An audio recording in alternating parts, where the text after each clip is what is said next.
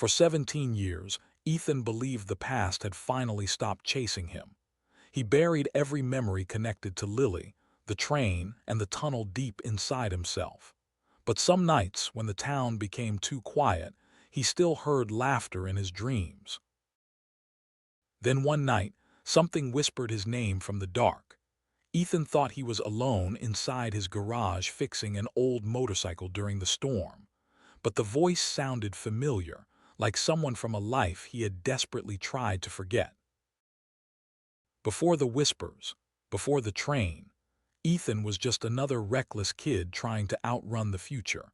He lived in a small, flooded town where nobody expected anything good from him. Most days he laughed loudly simply to hide how lost he actually felt. The town called him irresponsible. Ethan called it surviving boredom. While everyone else worried about rules and futures, Ethan spent his days causing trouble just to feel alive inside a town that already judged him. When the town slept, Ethan wrote stories about people who lived louder than he did. He reviewed crime novels in old notebooks nobody ever read. Somewhere deep down, writing was the only thing that made him feel like he could become something more than the town's favorite failure. And like every bored kid in a small town, trouble always found him eventually. Sometimes it came through floods and broken rules. Other times it arrived quietly, disguised as the beginning of a love story. Then came Lily, the first person who looked at Ethan like she already knew his ending. She saw through the reckless attitude immediately. Somehow she understood there was something darker hiding underneath his jokes and laughter. She hated troublemakers. Ethan immediately wanted her attention. The moment she yelled at him beside the broken golf flag, Ethan felt something he had never felt before. For the first time, someone challenged him without being afraid of him. For the first time, someone saw more in Ethan than just another bad kid. Lily listened when he talked about books and stories instead of mocking him like everyone else. That small moment changed Ethan more than he realized. Stories became their language long before love ever did. They talked about unfinished novels, criminals, mysteries, and endings nobody understood. Every conversation slowly pulled them closer together until they became inseparable. Somewhere between jokes and stolen glances, Ethan stopped feeling alone. Lily made the world feel bigger than their dying little town. Around her, Ethan almost believed he could become someone different. Lily believed adventure was the only honest way to live. She hated safe, predictable lives and wanted stories worth remembering. Ethan thought it was exciting at first, never realizing how dangerous that obsession would become. The more they chased stories, the more the stories seemed to chase them back. Their harmless adventures slowly started feeling strange and unsettling. It was almost like the unfinished novel was watching them from the shadows. Every mystery Lily touched became something personal. She stopped treating crime stories like fiction and began treating them like instructions. Ethan noticed the change, but by then he was already too deeply in love to walk away. The book felt less like fiction and more like a warning nobody understood. Strange coincidences followed them everywhere after they became obsessed with it. Even Ethan started feeling uncomfortable whenever the clown from the story was mentioned.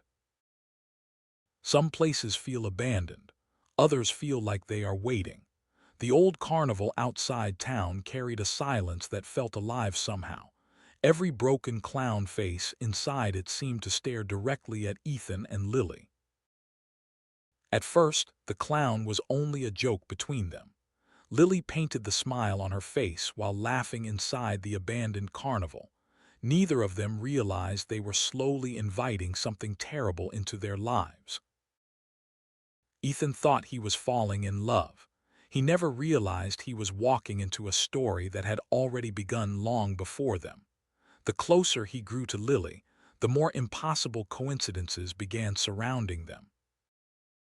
The closer they came to the train tracks, the stranger Lily became. Sometimes Ethan caught her staring toward the tunnels like she could hear someone calling her. Other times she repeated lines from the novel like they meant something personal to her. She stopped reading the story. She started trying to become it. Lily no longer wanted adventure for fun. She wanted to feel what the characters felt, no matter how dangerous it became. Lily made Ethan feel seen in a way nobody else ever had. Around her, he stopped pretending to be the troublemaker everyone expected him to be. But loving her also meant following her deeper into darkness. The final scene of the book was never supposed to be recreated. Even the original author never finished writing it completely. But Lily became obsessed with bringing that final moment into reality. Ethan thought preparation could protect them from danger. He still believed reality followed rules. He packed ropes and safety gear because he thought careful planning could stop anything bad from happening. That night, love and horror became the same thing. The storm, the speeding train, and Lily's painted smile made everything feel unreal. Ethan could already feel something terrible waiting for them inside the darkness ahead. Lily looked happier hanging over death than she ever had standing safely on the ground. Rain covered her clown makeup while she laughed into the storm. Ethan had never seen someone look so alive and so frightening at the same time. She whispered the final line from the novel like it was a wedding vow. The words sounded romantic and terrifying together. Ethan suddenly realized Lily truly meant every word she was saying. Then the train entered the tunnel. The storm disappeared behind them as darkness swallowed everything whole. For a few seconds, Ethan could not even see Lily's face beside him. And somewhere inside the darkness, something laughed back. It was not human laughter, and it definitely was not Lily's. The sound felt ancient, like it had been hiding inside the tunnel long before either of them were born. When the train escaped the tunnel, Lily was gone. Ethan screamed while desperately searching the darkness behind the train. The only thing left on him was the bloody mark of her hand around his wrist. Nobody believed Ethan's story. Eventually, not even Ethan believed it himself. Over time, he convinced himself trauma had broken his memory because accepting the truth was far more terrifying. But some stories never stop waiting for their ending. Even after 17 years, the memory of that tunnel remained unfinished. And unfinished things have a dangerous way of returning. The disappearances began quietly at first. Small, strange incidents slowly spread fear through the town again. Ethan immediately felt the same dread he had felt the night Lily vanished. Sometimes Ethan saw it standing far away, watching silently. The clown appeared beside roads, near forests, and outside windows before disappearing again. Every sighting dragged Ethan deeper back into the nightmare. Other times it stood close enough to breathe beside him. Ethan began hearing whispers in empty rooms and laughter behind mirrors. Sleep slowly became impossible for him. Sam spent years protecting Ethan from the town. Now he needed protection from Ethan's past. As sheriff deputy, Sam realized the new crimes connected directly back to the old railway tunnel. Every new crime looked like another chapter from the book. Victims were posed exactly like scenes from Laughing Criminal of Agatha. It felt like someone was turning fiction into reality piece by piece. Then the whispers led Ethan back to the old cinema. The abandoned building looked dead from outside, but inside something was still awake. Ethan felt like the place had been waiting specifically for him. The screen showed memories nobody had ever filmed. Scenes from Ethan and Lily's past played across the old projector screen like hidden recordings. Ethan realized something impossible was watching them all those years ago. And then the clown finally stepped into the light. The figure moved slowly from the darkness beneath the projector beam. Ethan instantly recognized the same terrible smile from the train tunnel. For one impossible moment, Ethan saw Lily again. The clown's face softened into the exact girl he remembered from his teenage years. Ethan wanted desperately to believe she had somehow survived. The years disappeared the moment Ethan looked into her eyes again. Every memory, every regret, and every piece of buried love returned instantly. Ethan almost forgot to be afraid. Then her smile stretched wider than any human face should ever allow. Her skin twisted unnaturally, while bones cracked beneath her face. Ethan finally understood that whatever stood before him was not truly Lily anymore. The cinema twisted into something alive.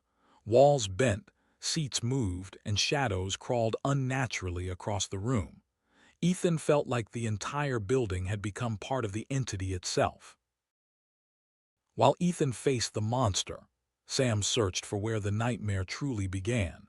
Deep inside town archives, he uncovered forgotten reports connected to old circus train accidents. The deeper he searched, the darker the town's history became. Decades earlier, another train arrived carrying something nobody could explain. Witnesses described a clown performer who survived impossible accidents without a single injury. Soon after, children across the town began disappearing. The survivors claimed the clown smiled, while the children vanished into the woods. Nobody ever found the missing children again. Eventually, the town buried the story because nobody could explain what really happened. The entity did not feed on blood. It fed on unfinished stories.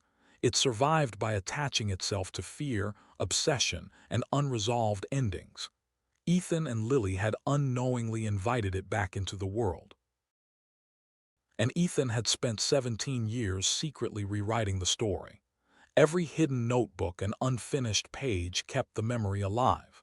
Without realizing it, Ethan had been feeding the entity the entire time. Every story eventually demands an ending. Ethan finally understood there was only one way to stop the nightmare completely. The story had to be finished, even if it destroyed him. Inside the tunnel, the monster could no longer decide what face to wear. It constantly shifted between Lily and the clown from the novel. Ethan realized the real Lily was trapped somewhere inside that thing. For the first time since the train, Ethan saw the real Lily again. She appeared frightened, exhausted, and finally free from the monster's smile.